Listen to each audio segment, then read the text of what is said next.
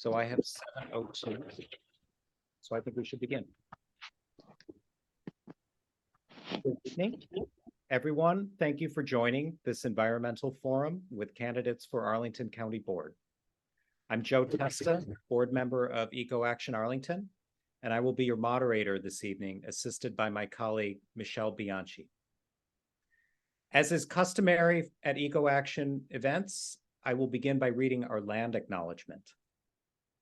Let us take a moment to remember that when we gather together to do the work of EcoAction Arlington, we do so upon the sacred traditional lands of the Nacotchtank, Anacostan, Massawomack, Susquehannock, Piscataway, and Pamunkey peoples, who were forcibly removed from their lands to allow for European settlement. We recognize them as the original and perpetual stewards of this land and gratefully acknowledge our responsibility for a more honest recounting of history that empowers us to work for the thriving of the earth and for all people. EcoAction Arlington is pleased to co-sponsor this event with the following groups: the Coalition for Smarter Growth, Faith Alliance for Climate Solutions Arlington Hub, Leaders in Energy, Nature Forward, and Northern Virginia Conservation Trust.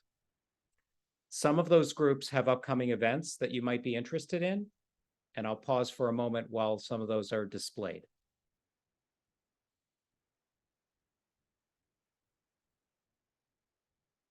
Now, local politics is very important, especially for addressing climate change and other environmental problems. This year, Arlington voters will be filling 2 county board seats. The upcoming Democratic primary on June 20th will decide the Democratic candidates running for those seats, and there is 1 independent candidate in the race so far. In addition to tonight's forum, our organizations have asked candidates to answer several questions on climate change and environmental challenges facing Arlington, and their written responses are posted on EcoAction Arlington's website. Before we begin hearing from the candidates tonight, I want to go over the format and ground rules for this event. I will ask the same questions of all the candidates, which they reviewed in advance, and I will alternate the order of speakers. Each candidate's response will be limited to 90 seconds for most questions, and this is a time limit that we will ruthlessly enforce, employing a mute button if necessary, in the interest of fairness to all the candidates. After the question period, candidates will be given an opportunity to deliver closing remarks of up to 90 seconds each. Of our audience members, I ask that you please turn off your cameras and place yourselves on mute. Owing to the number of topics on our agenda tonight, there will be no audience Q&A.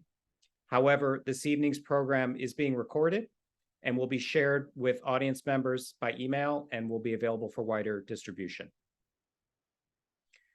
The candidates for County Board are Audrey Clement, Maureen Coffey, Susan Cunningham, Jonathan Drumgold, Natalie Roy, J.D. Spain, and Tony Weaver.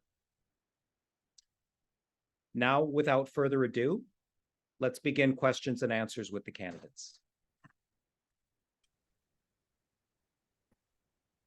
Thank you. I see everyone connected now. Our first question for the candidates: addressing the climate crisis requires a whole of community effort at all levels of government. What key policies or actions should the county government adopt to address climate change? And how would you balance climate action with other county priorities? Audrey Clement. Thank you. Arlington County already has a plan to address climate change, namely the Community Energy Plan, or CEP, mandating net zero carbon emissions by 2050. The problem isn't the plan, whose goal I support, it's the implementation. For example, a chart in the CEP indicates that the county will get to net zero through reduction of fossil-generated electricity, increased reliance on renewable energy, more energy-efficient buildings, and EV transportation initiatives, which is fine. Yet another item in the chart posits a 14% reduction in GHG emissions between 2030 and 50 through future opportunities to achieve carbon neutrality. This is purely aspirational because Virginia's mandatory renewable energy portfolio standard is not aggressive enough to incentivize production of renewable energy on a scale that would offset countywide emissions. If elected, I will lobby the legislature to adopt a more robust mandatory renewable energy portfolio standard. I will also insist that County Board enforce the requirements of Executive Order 12072, which requires DC area federal agencies to give first consideration to central business districts of principal cities like Arlington whenever they relocate. This would not only reduce the office vacancy rate in Arlington County, it would alleviate sprawl, encourage public transit use, and reduce CO2 emissions. With apologies to our first speaker and acknowledgement to the others, I did want to point out that there is a timer being employed on Michelle's screen. Next, please, is Maureen Coffey. Thank you. I see kind of two paths. One is through our urban planning processes. We need to do more to encourage public transit. Around a third of our reduction in emissions in the CEP is going to come from transportation and moving people onto public transit. And that means we need to plan and grow in a way that actually accommodates public transportation. Right now, I don't think that our bus system is reliable. It doesn't align when it comes to the needs of the community. You can't get to many community centers. A lot of people can't get to grocery stores or other necessities. And a lot of bus lines stop running after work hours. Our transportation system has been oriented around the 9 to 5 commute schedule. And so it's been very east-west centric. And that's not necessarily how we're living our lives anymore. So we do need to adjust that. In addition, I think parks and green space are super important. I grew up with tons of green space around me. I grew up going up to Maine every summer. It's one of the best things that we have in Arlington. It's one of the things that keeps us here. And I think we need to look at how we're managing our green space, how we're encouraging green space on private land, how we're encouraging trees to stay and be maintained on private land, in addition to our public lands, how we can potentially expand and acquire new park space, how we can invest in our street trees and not just plant trees, but actually maintain them and keep them up. So I think it's a multifaceted approach. Susan Cunningham. Great. Thank you for having us all this evening. And I would say we are definitely in a global climate crisis and need to move more swiftly and boldly on our county environmental goals. We definitely have a role for local government. This is the classic example of what government must do when we have a major crisis like this. So one of my platforms is getting planning, land use planning right, and the other is getting the basics of government like stormwater management and tree maintenance right. I am trained as an engineer. I have a lead AP accredited professional. I served Gensler, which is a national design firm, as their sustainability consulting lead.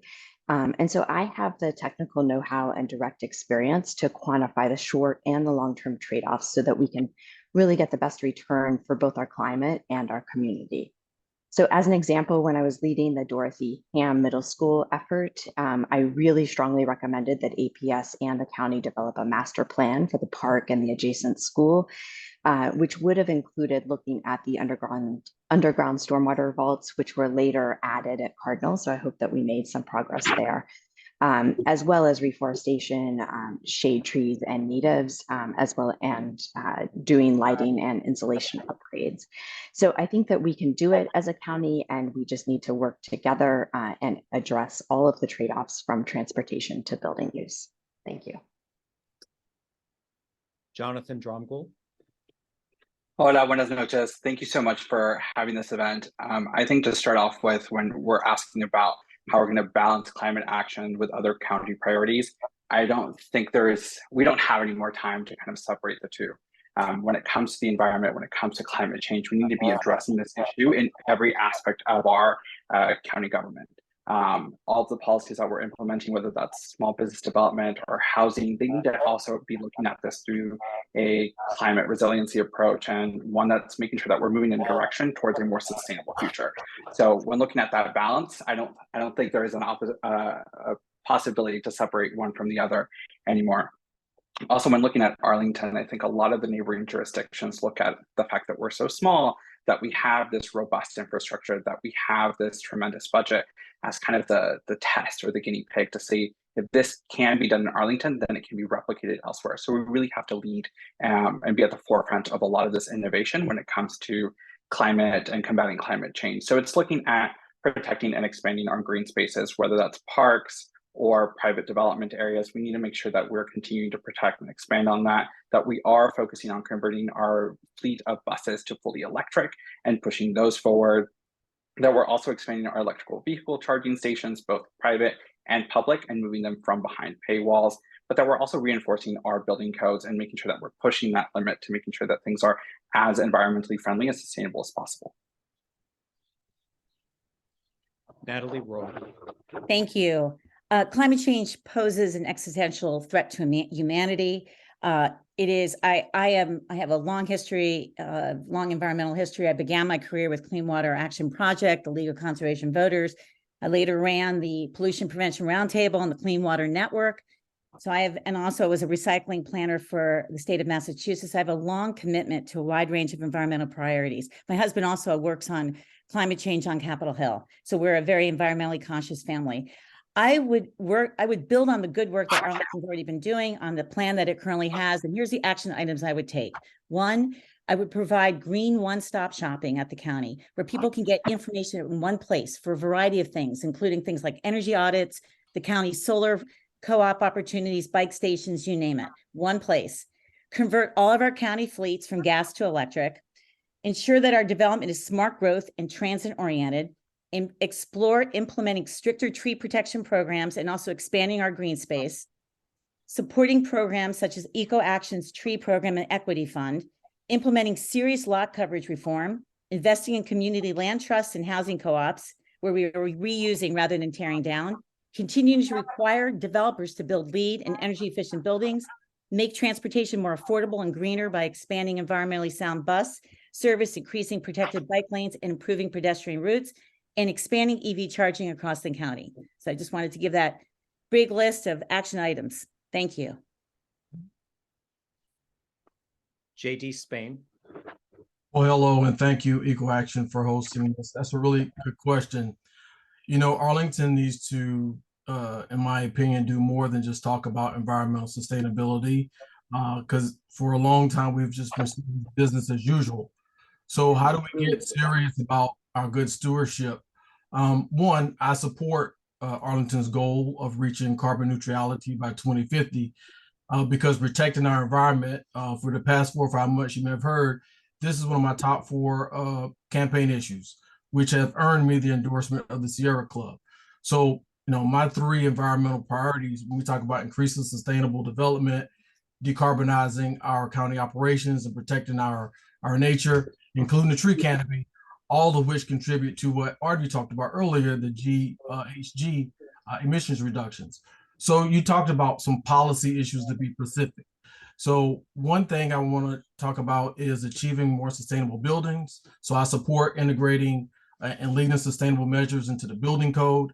I also want to look closely at decarbonizing our county operations. So I fully support evaluating the feasibility of taking actions that would expedite, quite honestly, our county's goal of fully electrifying our fleet by 2050. And finally, protecting the nature, right? So I want to protecting our nature, which means I want to support projects that have them make the most out of our nature-based solutions, like encouraging some incentives to native tree planting. And Tony Weaver. Yeah, Tony Weaver here. Thank you so much for having us. Climate change is absolutely one of the top issues facing our country, our world, and our county.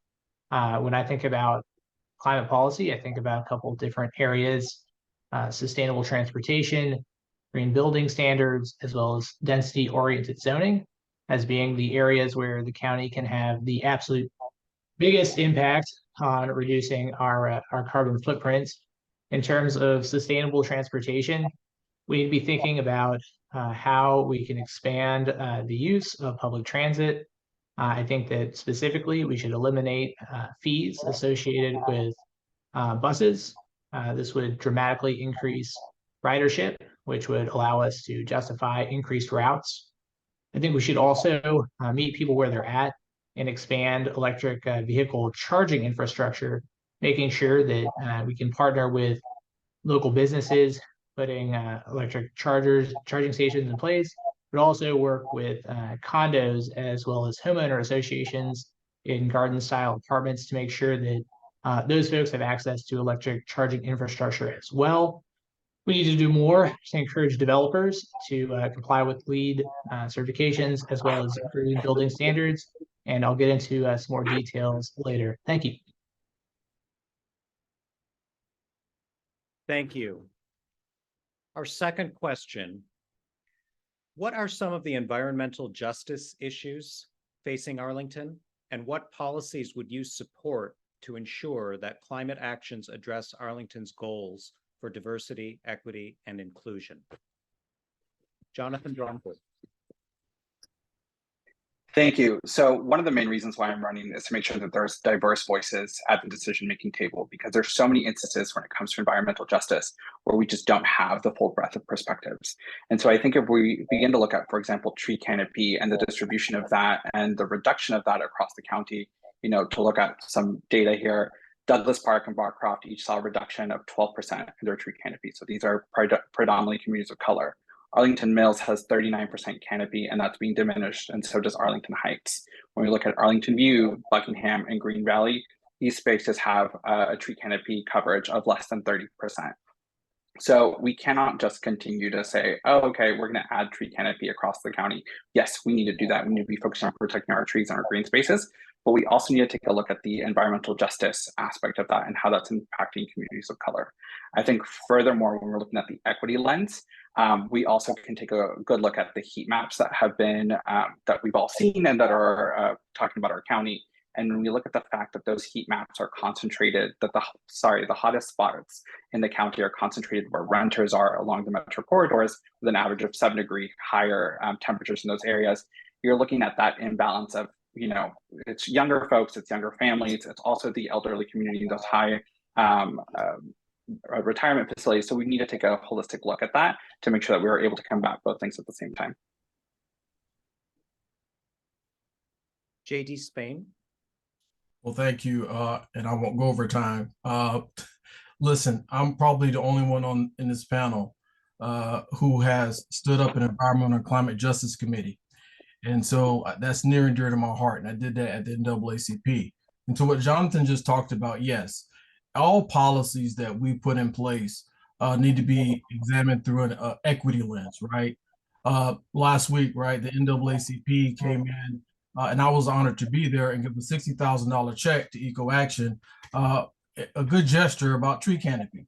And to what Jonathan mentioned, there's more that needs to be done in Barcroft area, Green Valley, Johnson Hill, about the low tree canopy coverage, because the facts are that it is unacceptable in this county for us to have people of color with a 10-year life expectancy difference among our fellow neighbors. So I think in order, again, just to be talking about it, we have to do it and be serious about it.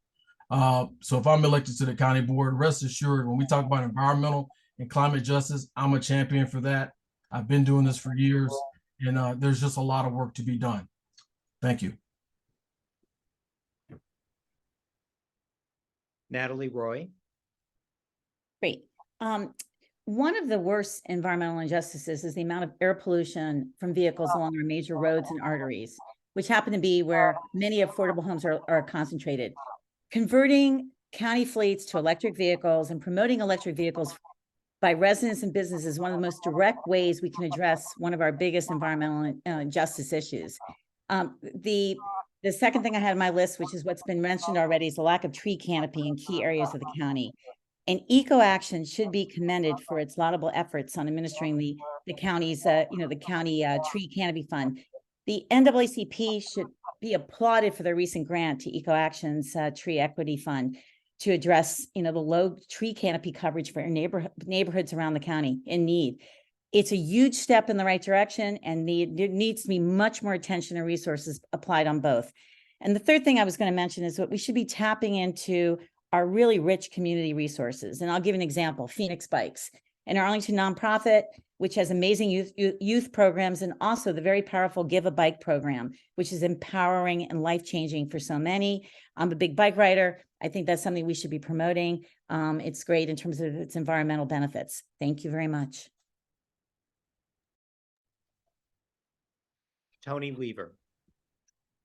Sure, I think that I think we need to do much more on this topic. I think specifically we need to start by recognizing and start acting and addressing many of the problems that we've had in the past.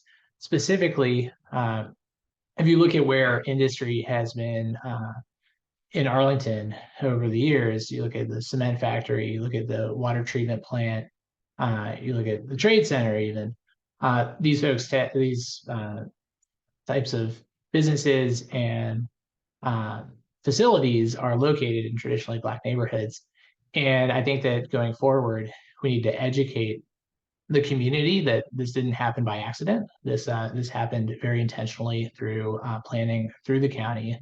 And we need to address that. And one way that we can specifically address that is as we roll out new climate initiatives, we can have some of the benefits start with those neighborhoods that have been aggrieved.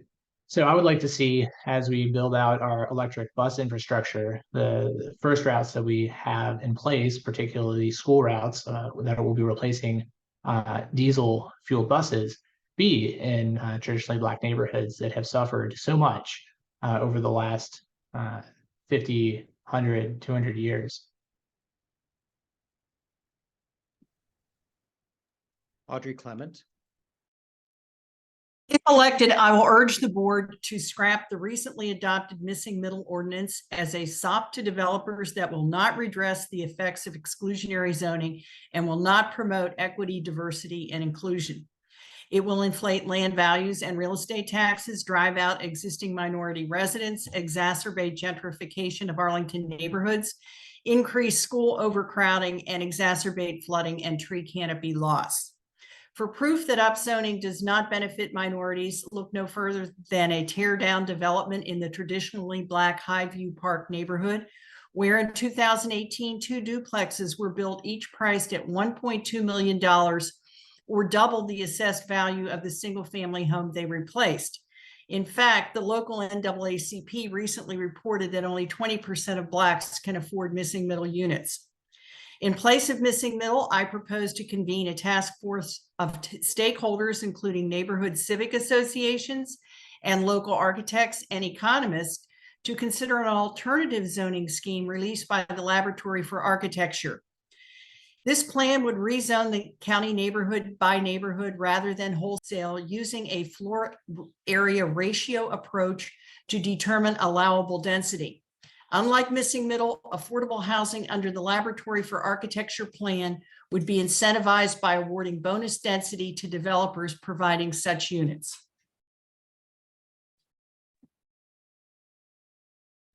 Maureen Coffey. I think, there's been so many studies that have shown the disproportionate impact that environmental issues have on both Black, Indigenous, and people of color, but also low-income residents. In particular, that is concentrating pollution and transit around multi-unit buildings. Folks who are renters, folks who are in multi-unit buildings, we have very little control over our built environment. We are choosing to optimize based on what we can afford, not based upon the environment that's around us. And so we really depend upon the county to protect our environmental interests. But at the same time, we have a lot less of a voice, a lot less of a civic voice. I am a big proponent of the people closest to the problem should be closest to the solutions. And so I think we need to bring more people in. I think we need to be really engaging communities to ask what they want. I know many of our South Arlington neighborhoods have felt like development and things have been pushed through, forced upon them. And I think that, that shows. But it's a health issue, as JD mentioned. We have a 10-year life expectancy difference, and some of that comes down to where pollution is.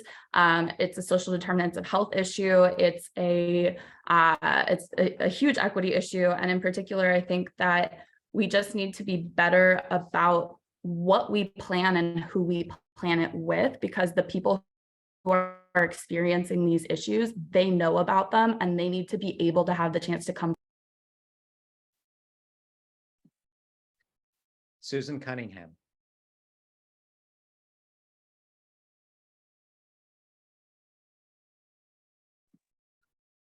Susan Cunningham, you are muted, I believe. Did that work better? Okay, sorry about that. I think there are three major issues around environmental justice in our small county of Arlington.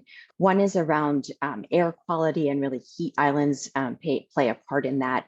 We have some of the largest, highest asthma rates for both our low income and our high income children in the world. And we also are losing green space and trees, as others have shared, which tends to absorb some of the contaminants that cause asthma. We have recently, during the COVID emergency, really focused on air quality, particularly in our schools, and we have a lot of work to do to improve air quality and moisture and ventilation in our schools. And then as the climate warms, we also have kind of the human right of air conditioning access. Unfortunately, as the heat becomes unbearable, particularly for our elders and our young people, we need to make sure that there is air conditioning for all of our community members. So I'll just say one of my first projects as an undergraduate engineering major in the 1900s, as my teens would want you to know, was really around federal policy and environmental justice. And I later worked in Southeast DC on adaptive reuse of an environmentally fragile property. And more recently, as CEO at AHC, JD and I worked together on helping residents really. I think I mentioned earlier this evening we will be ruthless in enforcing time. Our next question. Arlington has taken the unusual step of buying private parcels of land in the Spout Run watershed for flood mitigation and stormwater management. What other solutions will you champion to make our communities more resilient in the future in the face of climate change and developmental pressures? Maureen Coffey. Thank you. Yeah, I think the step of buying homes is obviously very extreme, and I think an uneasy one, but at the same time, it's a result of the process of development that we've had, especially the growing size and the growing lot coverage that we've got in Arlington. I've gotten emails from folks who said that, multiple people right next door to them have built homes 2 or 3 times the size of what used to be there, and now the water all runs off directly into their homes, and that sucks. And so I think one of the things that has already been passed is the stormwater fee change from the tax structure to the fee change. And I think one of the most important things of that, and that we're going to have to really follow up on, is the enforcement and the annual certification that people are actually maintaining their stormwater mitigation practices. You'll have a reduction in stormwater fees if you maintain those things. And I think that that has been one of the biggest things in our neighborhood that we've noticed is people agree to have a permeable driveway, but then they pave over it a year later and there's no enforcement, no one comes back around. So we have to be active on that. But Arlington has invested through our referendum bonds over $300 million in stormwater management. I think we need to be really active and continue to make sure that those projects are spent in the correct way. Tony Weaver. I think the fact that the county is taking such extreme measures as purchasing homes for stormwater management is really a testament to the extreme position that we're currently in. This certainly wasn't the first approach that was entertained to deal with these issues. They looked at a variety of different options, ranging from vaults, distributed detention, graded channels, as well as over relief pathways.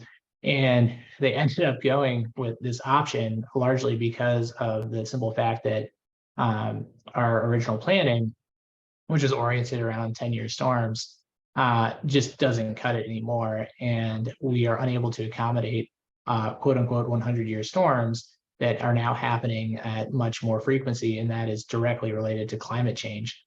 So going forward, obviously we have to take more urgent measures, and these types of overland pathway relief is what is going to work, and it's what it's going to take to ensure that we're prepared adequately for these larger than usual storms.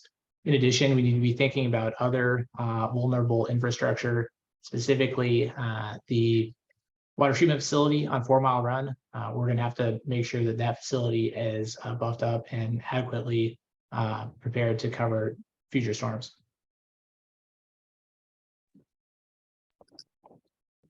Jonathan Drumgold. Yeah, so climate resiliency is going to be one of our main focuses as we move forward. I think Arlington, we're very fortunate that we are not faced by constant tornadoes or hurricanes.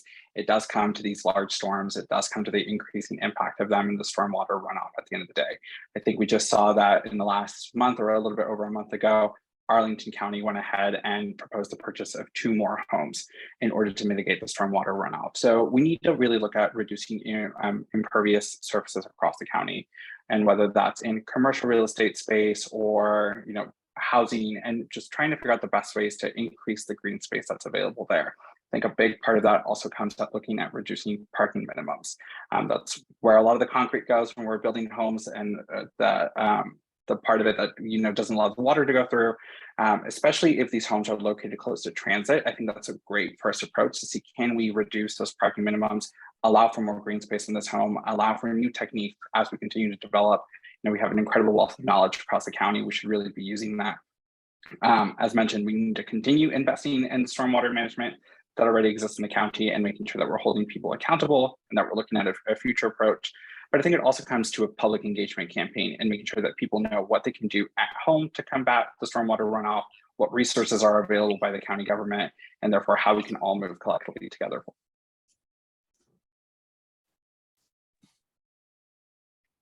JD Spain. Yeah, so thank you for the question. There's a couple things we need to consider. And I just want to say that we need to also make sure that we maximize to the extent possible our green infrastructure. And why do I say that?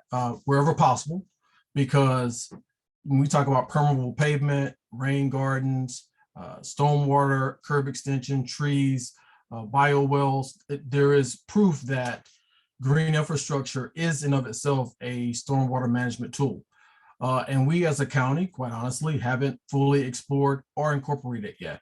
You heard my good friend Maureen speak earlier about some levels of accountability throughout the county that we need to implement when it comes to some of these properties. I think enforcement and accountability are important. Arlington County has put forth the money, the $300 million.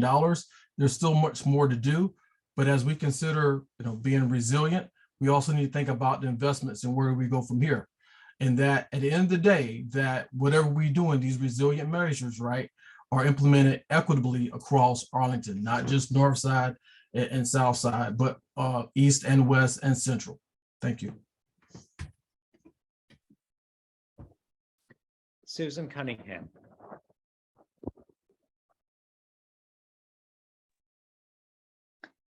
Thank you. So I would say that the July 2018 and 19 floods in particular really drove this home for us. We had some real life safety issues pertaining to flooding, which highlighted that not only because of climate change, but really because of our lack of planning and sort of long range planning, we have very outdated stormwater management systems that we don't have a budget to improve.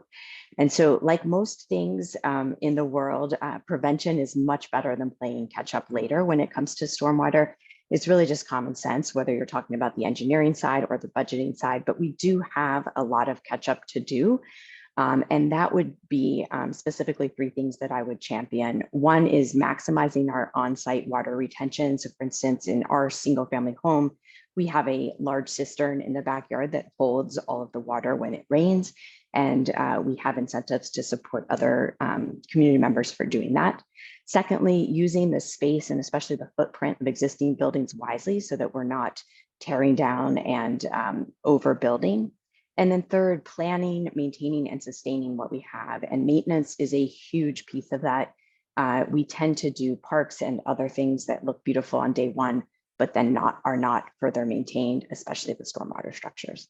Thank you. Audrey Clement.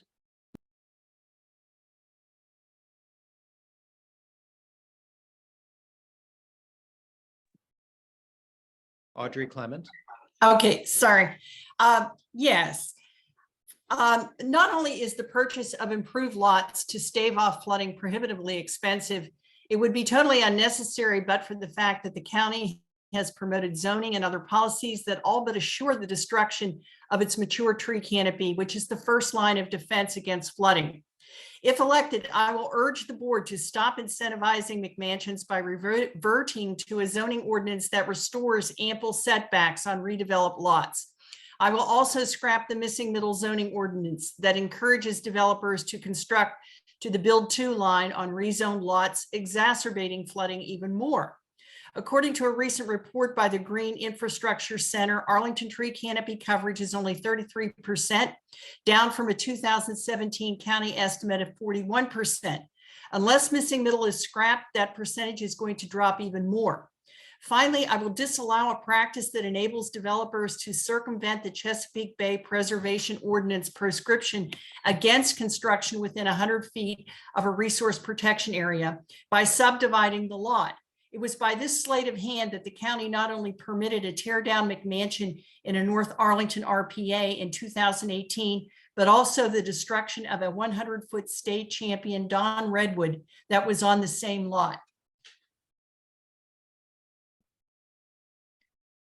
Natalie Roy. Thank you. What Arlington is currently doing by buying these parcels of land in the Spout Run watershed for flood mitigation and stormwater management is really a type of retreat that's happening all across the country due to our changing climate. And the key for all of us is to anticipate and plan for these types of adaptation efforts and develop strategies to minimize any harm to residents and businesses. So there's a number of actions that people have already cited, and I would just throw out three that I would really focus on. One is what has been actually mentioned as well, lot coverage and setback reform, something we should have done 10 years ago, and definitely something that we should have done before the county approved the misguided density program, the EHO density plan. We also need to develop much better funded tree protection plans across the county with strong incentives for homeowners and developers to protect our precious tree canopy. And the last, which we just heard previously, we also need to be much more mindful of our resource protection areas, our RPAs, when it comes to new construction, large or small, and when renovating existing homes. It's very key. Right now, those RPAs are important. They are many times we work with the county, people work with the county to build instead on them. I think we really need to be more cognizant of where they are. Thank you. Thank you, candidates. Our next question is, in 2019, Arlington County Board adopted a resolution to become a biophilic city, a concept for integrating nature into urban design. What is your vision for Arlington as a community that provides meaningful connections to nature for all community members? And what actions would you prioritize to achieve your vision? J.D. Spain. Yeah. Thanks, Joe, for the question. What an amazing question. I believe that Arlington County, our trail systems, and I think a lot of folks on this call may realize it really helped people cope during COVID.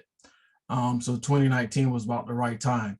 But I want to support continued usage of the trail systems because it's a method, in my opinion, to really help with your mental well-being.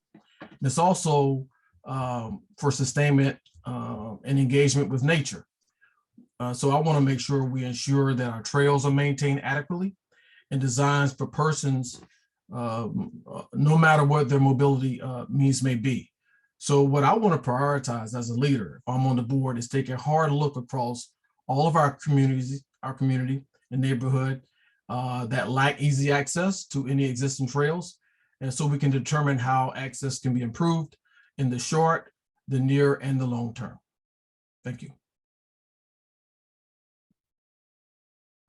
Susan Cunningham. Thank you. Yeah, I think the biophilic city resolution was very exciting, but it is one of a number of things that sometimes is more vision in words than really reality.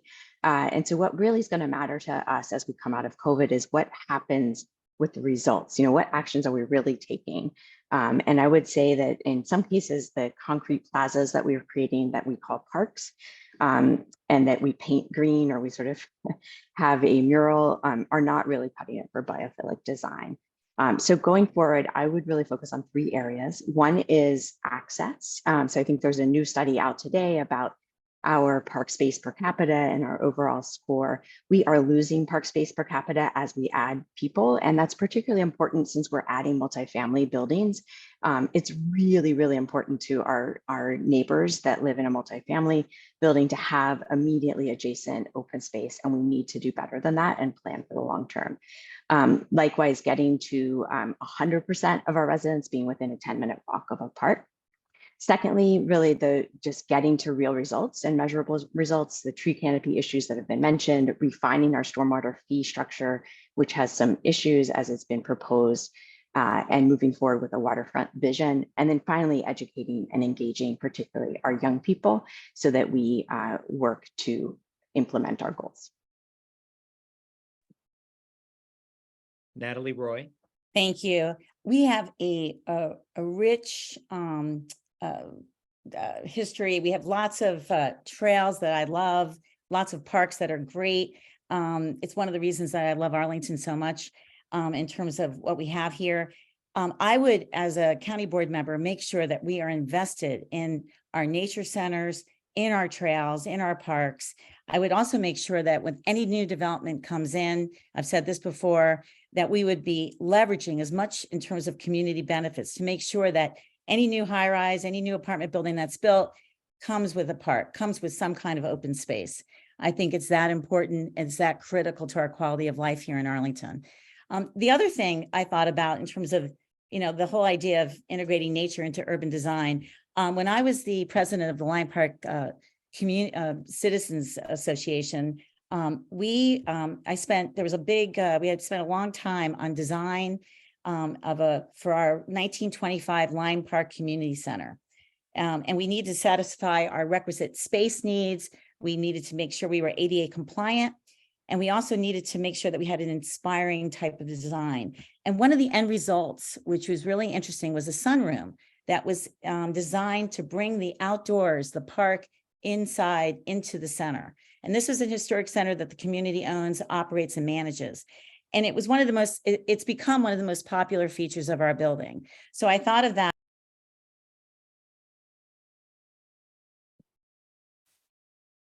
Maureen Coffey. I love the biophilic city idea. I think that it's reflective of one of the most important things for me in this campaign, which is iterating that development and environmental goals, development and green space are not mutually exclusive. We have to be doing both, and they have to be integrated together in ways that work, in ways that make sense, and ways that serve our community. We have a comprehensive plan that has 11 separate plan elements, one of which is the public spaces master plan. And we really, I think for me, the next step, the moving forward, is how we integrate those pieces of our comp plan together and how we look across the county, across all of our goals, and actually make sure we're fulfilling them. Because it's one thing to talk the talk, it's great to have a resolution. It's a different thing to invest and take action. But the kind of action that we need to become a biophilic city doesn't happen overnight. It's not investments that we can make tomorrow, they're long-term. And so we need to start planning now for the projects that we want 5 and 10 years down the line. The Public Spaces Master Plan has excellent ideas. It has things drawn out, but they're not necessarily connected to our development pipeline. They're not connected to what we have coming towards us. And so having a more comprehensive vision, having a true plan that's concrete and that gets us where we need to go is what I think has to happen. Tony Weaver. I think the natural spaces and green spaces in general is one of the biggest assets that Arlington County has. I'm an avid runner myself, and I spend an immense amount of time outside in the parks, on the trails, Mount Vernon Trail, the 4 Mile Run Trail constantly. And I think that we dramatically need to improve these spaces. I think we also need to be focusing on our parks, our community centers, our roads, green roofs where applicable, but viewing all these spaces through a different lens than we viewed them in the past. Specifically, I think we need to be more focused around using native plants when we are looking at all of these spaces. I think that we need to shift away from the long past mentality of having grass on many of our public areas. Grass is something that requires an immense amount of maintenance and is not really a great form of ground cover. So shifting those types of spaces and how we manage the space to more environmentally friendly practices, I think both makes sense from an environmental standpoint, but also from a financial standpoint, because you reduce a huge amount of maintenance. I think expanding parks is something that we definitely need to be focused on, and expanding the amount of green space associated with our public community centers, definitely top priorities for me as well. Thank you. Jonathan Drumgold. Yeah, so there's definitely a large need for us to focus on how we continue to grow while also prioritizing the environment. When I was on the board of the North Roslyn Civic Association, the first thing we were tackled with was the development of Gateway Park and what that was going to look like as it was being rebuilt, as we were faced with new opportunities. There was a lot of push there for a dog park, for bringing park also for children. And so it was trying to strike that balance. But what we noticed right away is that people wanted more green space. And so we need to find ways to make sure that we're able to increase that, that we're protecting the ones that we have while expanding that. I also grew up in Austin, Texas, which was a city back when it was still Keep Austin Weird, not all the new developments now. And it was a city that was really prioritizing developing while keeping the environment at the forefront. And so that was making sure that we had green roofs or rooftop gardens in a lot of the new developments focused on having native plants. That way we continue to work hand in hand with the environment. So it's those kind of policies that I think we can implement here in the county. Again, 26 square miles, we're kind of seen as the leader for a lot of these efforts. And so there's those unique opportunities. There's also community gardens. There's not enough of those in the county. They take up space, but I think that's space well spent to bring communities together, to also give you an opportunity to plant something, grow, and watch that develop outside of your concrete walls. We also need to expand that in terms of rental buildings. We don't just need concrete all the way up. There are opportunities to bring more green spaces into those different. Audrey Clement.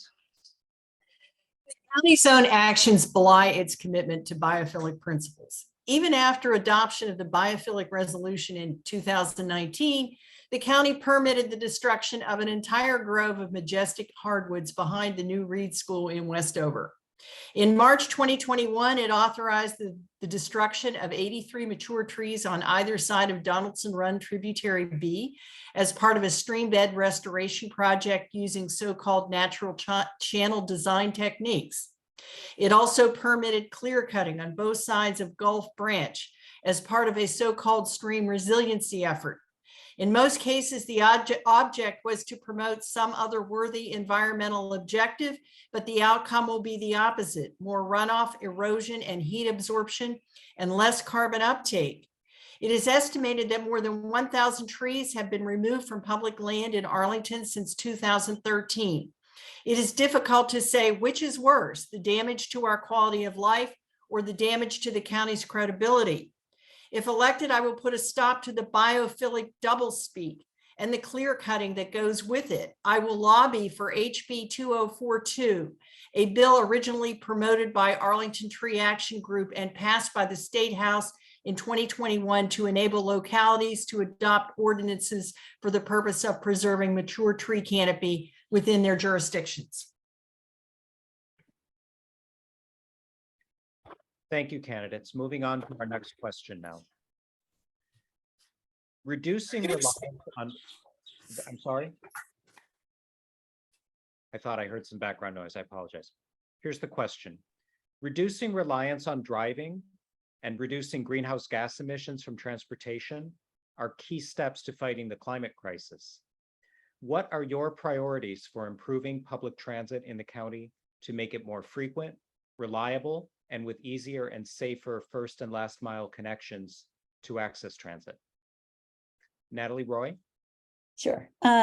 Well, I would start with making a big effort to break down the silos in the county so that we're looking at the entire transit system with a holistic lens, not just one street at a time.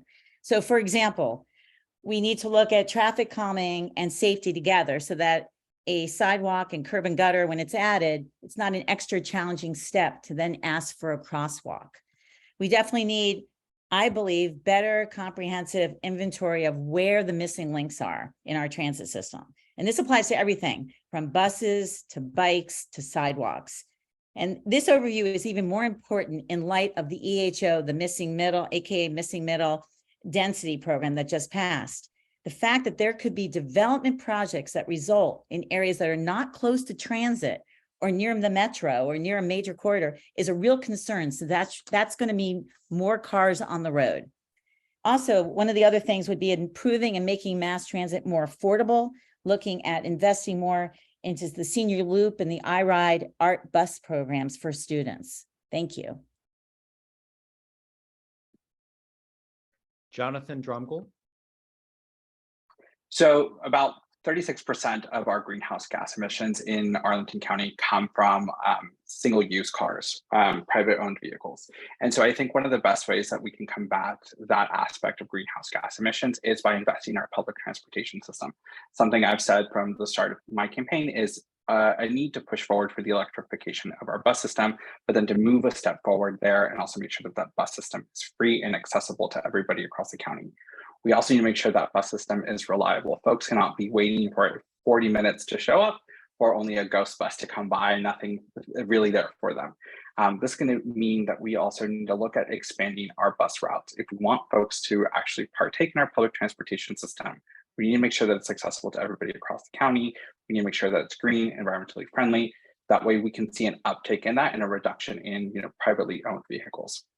While we're doing that, we need to look at it from an environmental justice and an equity lens to make sure that the infrastructure around our public transportation system is the same across the county. We can't just have bus shelters that are, if you're going to wait 40 minutes, we just can't have bus shelters in certain parts of the county. We need to make sure that's accessible across the entire board. That also comes to our crosswalks.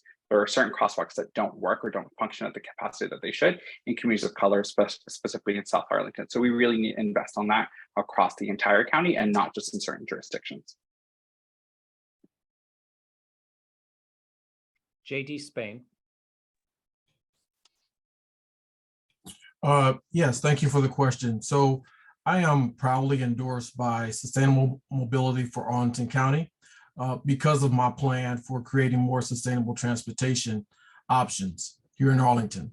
And though we can go along with this, let me talk about a few things. Sustainable transportation, first and foremost, those options can benefit mental health. One, because it gives young people more autonomy to connect locally with their peers and fully participate in our community.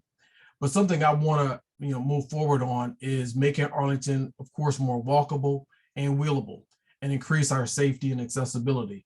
So something that I'm very supportive of right now is connecting trails to create better pedestrian routes to schools, for our students, and their families near schools, like over near Kenmore and the Carling Springs Elementary School. And I would like to explore where else in the county that we can benefit from similar trails. We can go and talk about transit and multimodal transportation systems. There's just so much here, and I think we can't capture it all in 90 minutes. But what I want to jump on first is really looking at these connecting trails near our schools. Thank you. As a former member of the Transportation Commission and avid cyclist, I can't say good enough about ArtBus. But ArtBus needs improvement. First, ART's fleet is powered by natural gas when it should run on electricity. According to the county's Transportation Capital Plan Fund Summary in the proposed FY 2024 budget, 15 of 78 ART buses will be retired in FY 2024, but only 4 of their replacements will be battery electric buses. Arlington can do better. All of the replacements should be fossil-free alternatives. Second, ART's ridership on most bus routes on nights and weekends is lacking. A lot of ART buses ride empty throughout the day. This may be a welcome convenience to a solo rider like me, but it's a waste of taxpayers' money. The solution is not to pull the plug on ART. The solution is a sustained advertising campaign pointing out that a smart trip card on a transit alternative will get you there safer, faster, and cheaper than a fill-up. I applaud APS' recent decision to fully subsidize student fares on ART buses via smart trip cards because it will provide a guaranteed ridership for a number of ART bus routes. This will assure ART's viability until the parents of APS students are ready to do the math on transit use. Audrey Clement, you correctly predicted your turn. The next speaker is Susan Cunningham. Thank you. Yes, I think in terms of transportation is definitely a big piece of our ongoing greenhouse gas emissions. And there are 4 areas we should really focus on: continuing to reduce the overall duplication of our bus service so that we can, for every dollar we spend and for every driver, provide more service. So that looks like combining ART and school bus routes, which the iRide program has made a very good first effort. The teams are going to lead us there. Secondly, for the final mile and connectivity, pedestrian safety and Vision Zero is absolutely crucial. APS has been a particular leader there in recent years on the safe routes to schools. We are beginning to get access to speed cameras and red light cameras, and that can really help us where we have major staffing shortfalls that make enforcement challenging. And then finally, as I think others have mentioned, making sure that our older adults who are less likely to be able to bike everywhere all the way through their older years have access to Senior Loop or the Senior Center Transportation Network. And then finally, a personal pet peeve is making sure that our innovative, sustainable solutions also have some management enforcement so that scooters are not left in the middle of the sidewalk. And that's going to take some continuing enforcement efforts. Thanks. Tony Weaver. Yeah, so I think that doubling down on our bus system is really what we got to be focused on. Obviously, that comes with certain increases in last mile mobility as well. But I think that in terms of our bus system, we need to get more people using the bus. And I think the first and best way we can do that is by simply eliminating fares. I mean, the elimination of fares has been shown to produce a dramatic increase in ridership. I think that we also need to be looking at getting working with the efficiencies and eliminating some of the overlaps between APS and ART, such that we have high school students riding ART bus to school. I think that that is incredibly important because it will get students in the habit of using the bus, and later down the road, no pun intended, will likely have them using the bus more and more often later in life.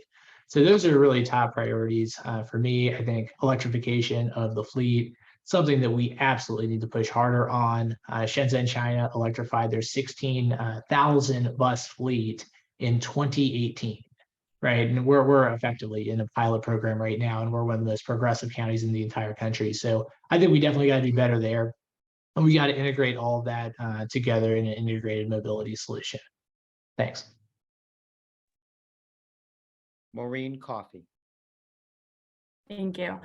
Yeah, I think this is one of my top priorities. I am a true multimodal person. I walk, I bike, I take the bus, I take the train. And realistically, I do everything possible to not drive a car. And the times that I do, it's because when I'm looking at the ride times, it's going to double or triple my transit time. I can get from where I live in Clarendon to pretty much anywhere on the Ballston-Roslyn corridor on 3 or 4 buses and 2 different metro lines.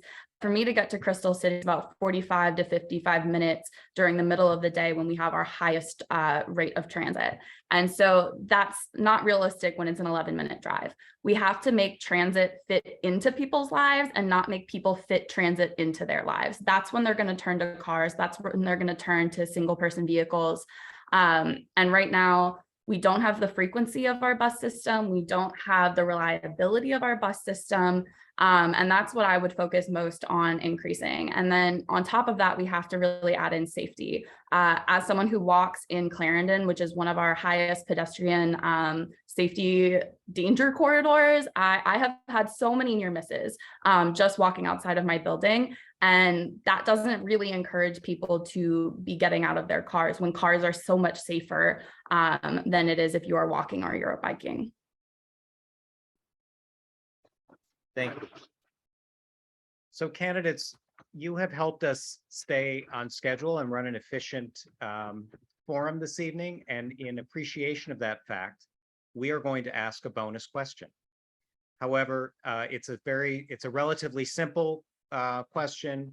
We will limit the response times for this question to 1 minute rather than 1.5 minutes. And here's the question. What steps should Arlington take to reduce waste and promote reuse and recycling to achieve the county's goal of zero waste by 2039? Tony Weaver? Sure, yeah. I think that first and foremost, education is incredibly important. We need to make sure that our students and residents are being educated on how they can recycle in a more effective way. I think that we also need to double down on organics, specifically organics and food waste recycling in condos and garden style apartments.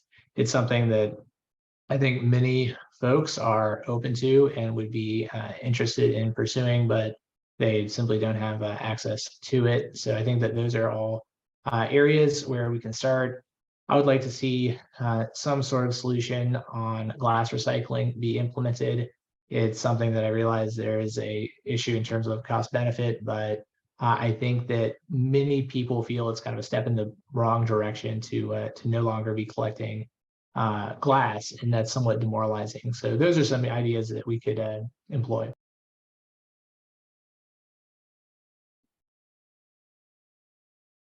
Audrey Clement?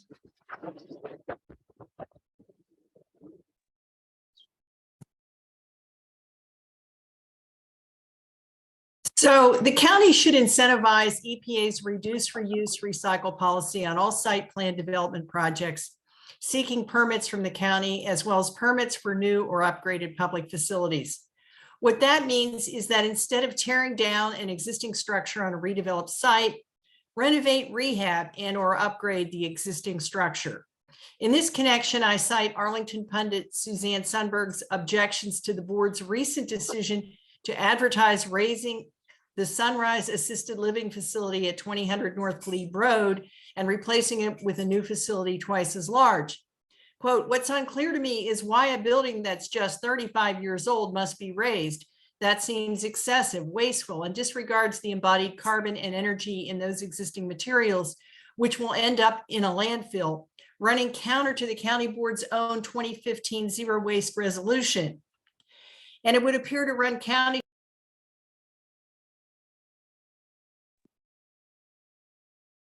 Susan Cunningham? So I think in terms of reducing our overall waste, I like what Audrey was saying about the overall building reuse. That's great. In terms of the day-to-day operating waste, there are three things I would recommend. One is that we revise our countywide waste management contracts, which currently sort of incent our large waste management providers to not pick up glass and to use that as a contaminant that helps with their end of day numbers. So I think we have some work to do there, and that could bring back glass recycling and reduce plastic use. Secondly, making sure that our multifamily buildings are included both in purchasing plans and in enforcement of recycling. And then third, on the organic side, making sure that we're really moving towards the behavioral change. It's a big deal to have organics, and we need to do a little bit more work on behavioral economics and encouraging people to do the work to separate. Tony Weaver. Closing statement.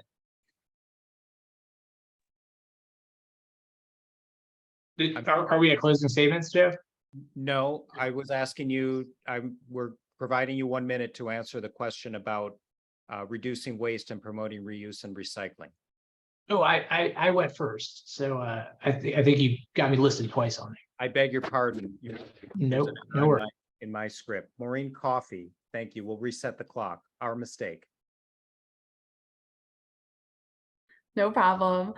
Yeah, I think as someone who lives in a multi-unit building, which is 74% of Arlington's housing units, we have very little information or education or services when it comes to recycling and our waste management. I've lived in different buildings, different management companies take different approaches, but everything that's on the county website when it comes to recycling and what can and cannot be recycled is designed for single family homes. And so the last time that I moved, I had some aluminum baking sheets that I was not planning to take with me.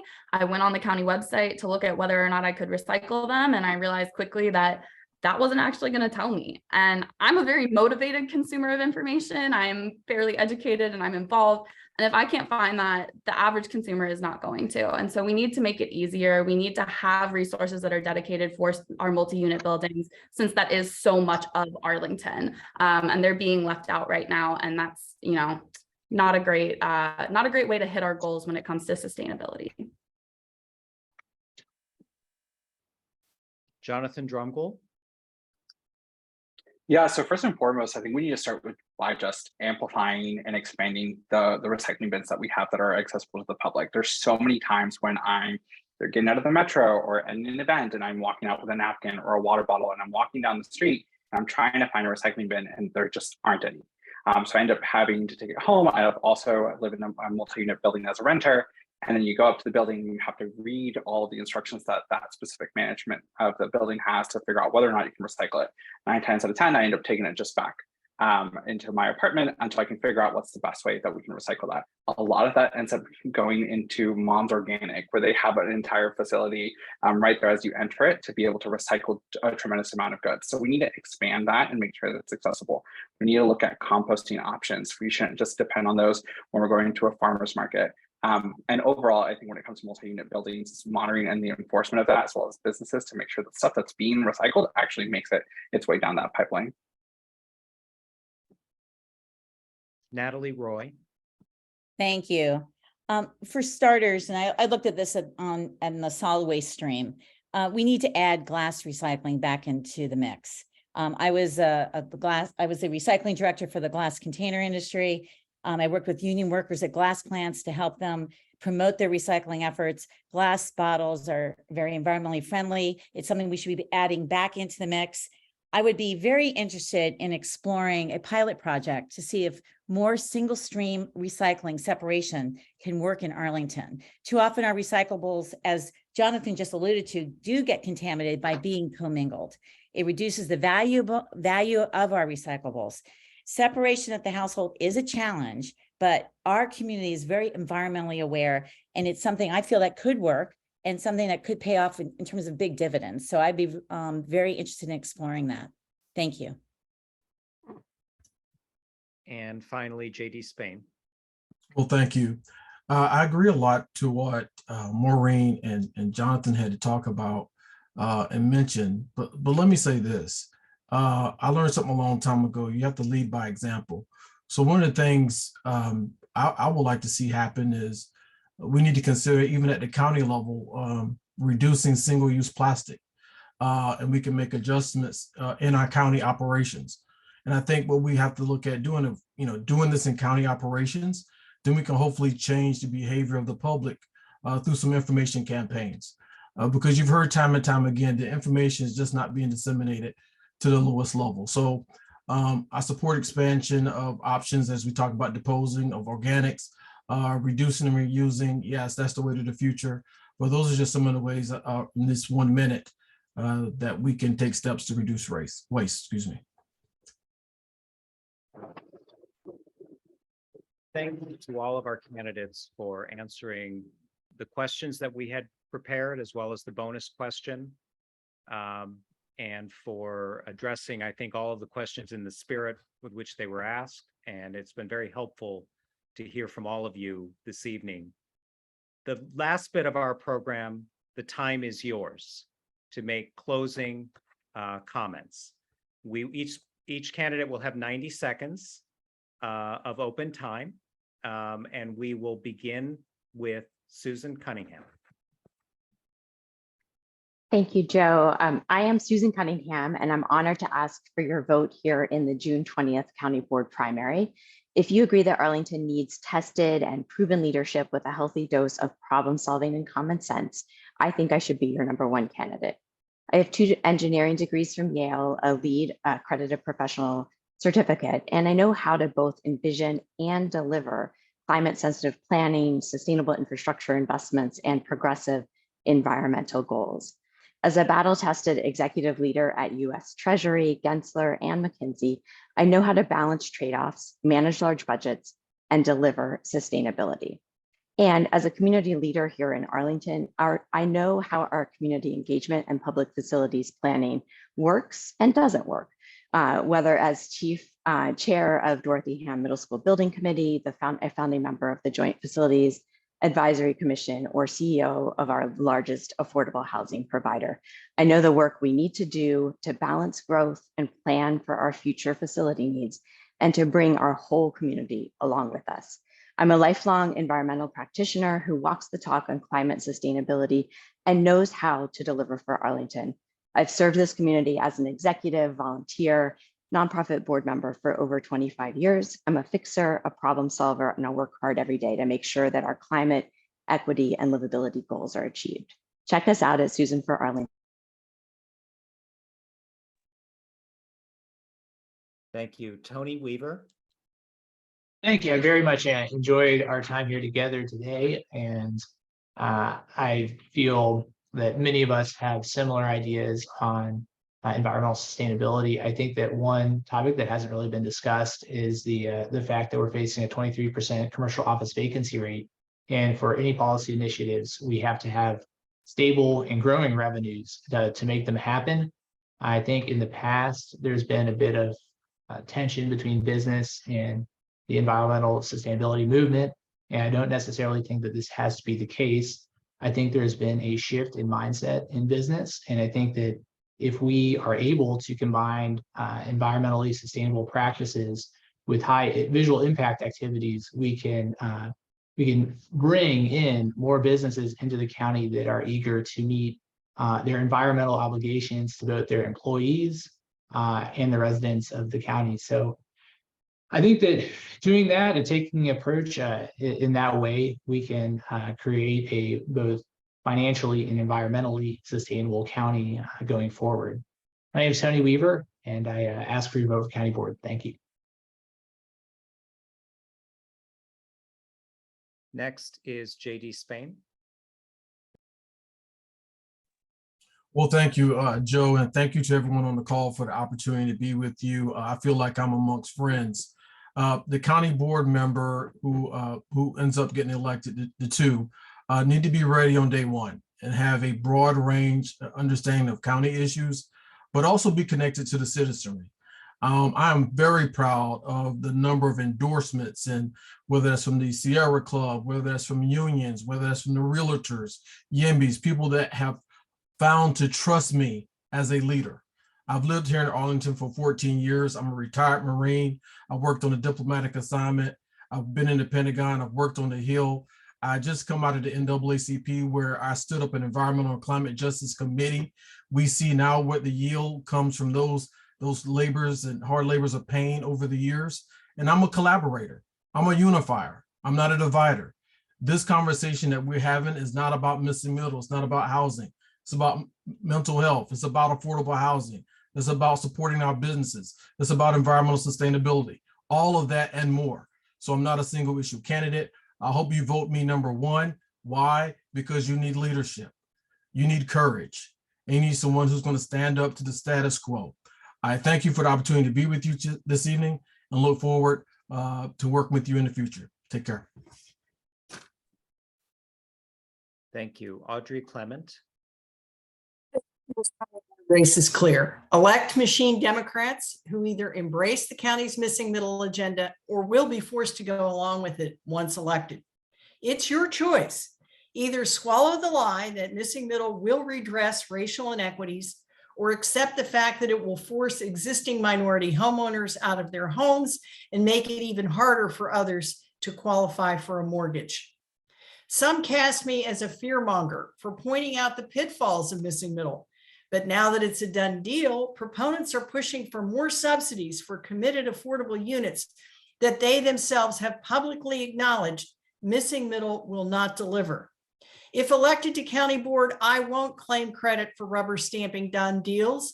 I won't stump for densification for the sake of densification. I won't push harmful housing policies that threaten Arlington's quality of life. I will promote proven alternative solutions to the housing crisis, including a 12-point plan offered by the Laboratory for Architecture that would rezone the county neighborhood by neighborhood rather than wholesale, as is now the case. If you are dissatisfied with the direction of County Board, now is your opportunity. Vote Clement, Independent, for County Board on November 7th, because County Board needs more than a rubber stamp. Thank you. Natalie Roy. Thank you, Joe. Thank you, everybody, for being on this call today to talk about really important environmental issues. This is a watershed election. It's about who has the vision, the commitment, and the experience to go the extra mile and put 120% in. I'm that candidate. I have the requisite experience on a host of issues, particularly the environment, high creativity, strong leadership skills, and deep community roots in Arlington of 32 years to serve on the county board and put in the hard work to hit the ground running on day one. I've been consistent in my policies and fully transparent. I'm also committed to reinvigorating our public engagement process across the county, which is woefully in need of some improvement after the last several months of contentious back and forth on upzoning. This is what you want in a county board member, someone who is frank and gives you the straight scoop. Many of Arlington's issues stem from it being such a popular place to live. There are things we need to fix here, and there's also things we need to preserve. Arlington's best days are ahead. I would be honored with your number one or your number two vote. Thank you so much for being here today. You, Maureen Coffey. Yeah, I'm Maureen Coffey. Thank you so much for being here today and taking time out of your evening to be with us.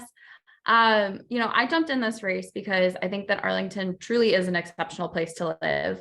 But I think what we really need most right now is a plan that gets us from where we are as a community now to where we can actually be serving everyone's needs and not leaving anyone behind. Also, my cat is like really aggressively trying to be part of this meeting. We're a great place to live, but the investments that we need are things that take years and decades to get done. And if we don't have an urgency now to have that plan in place, we're not going to be where we need to be when the crises are hitting. And that's the environment, but it's also housing, it's schools, it's childcare. We need a comprehensive plan that integrates each of these things together and looks at the whole picture because it really is an ecosystem approach. It's not individual. And I think that's a big part of why I've been endorsed by the Arlington Education Association, the Sierra Club, Sustainable Mobility Arlington, Northern Virginia Labor Federation, and so many other groups, as well as our county board members, Matt DeFerranti and Takis Karantonis, who have been such environmental champions on the board. I would also be the first ever renter we've had on the county board. Not to say that that is a more important voice than others, but it's a different voice. And as Arlington is 61% renters, it's something that I think is really important one of our members represents. Thank you. And finally, Jonathan Drumgoole. Well, thank you to EcoAction for hosting this event. Also going to give a huge shout out to my 2 dogs for actually staying quiet during this entire forum. I'm running because I truly do believe in the tremendous opportunity that exists within our 26 square miles. You know, opportunities to expand on affordable housing while also preserving green space. Opportunities to continue to support our small businesses, which have already proven to be the backbone of our economy, especially over the last 3 years. Opportunities as well to lead in the way of greener methods of transportation and do our part to reduce our contribution to greenhouse gas emissions and climate impacts. But to do this, I believe that we need to move forward together and have better representation on our county board, because representation really does matter. Currently in Arlington, nearly 1 out of every 5 Arlingtonians are Latino, yet we don't have a Latino on the county board. 2 out of 5 Arlingtonians are millennials, yet in July, with Kitty Crystal stepping down, we will not have a millennial on the county board. And I think most shockingly, as Maureen was alluding to, 3 out of 5 Arlingtonians are actually renters, yet on a 5-person county board, there is no renter. So we cannot pretend to continue to make policies in the best interest of everybody in our community if we are all not represented there. I'm going to bring my experience working in international development for the Inter-American Development Bank and now working closely with the Biden-Harris administration to listen to all perspectives and make sure that we're moving forward together. My name is Jonathan Drumgoole. I invite you to learn more by visiting jonathandrumgoole.com and encourage you to vote by June 20th. Thank you. Thank you to all of the candidates who participated in our environmental forum this evening. And thank you to our audience who attended. And I hope, I'm sure listened attentively and are and will continue to be engaged in local government affairs. Once again, a recording of this forum will be available for distribution and review. As well, on the EcoAction Arlington website, you will find the questionnaire responses from each of the candidates that they provided in advance of the forum this evening. My thanks also again to the sponsoring organizations, EcoAction Arlington, the Coalition for Smarter Growth, Faith Alliance for Climate Solutions Arlington Hub, Leaders in Energy, Nature Forward, and Northern Virginia Conservation Trust. This is a reminder that the Democratic primary election is June 20th. Early in-person voting for that primary election is already underway, and the general election is on November 7th. Thank you all, and good night.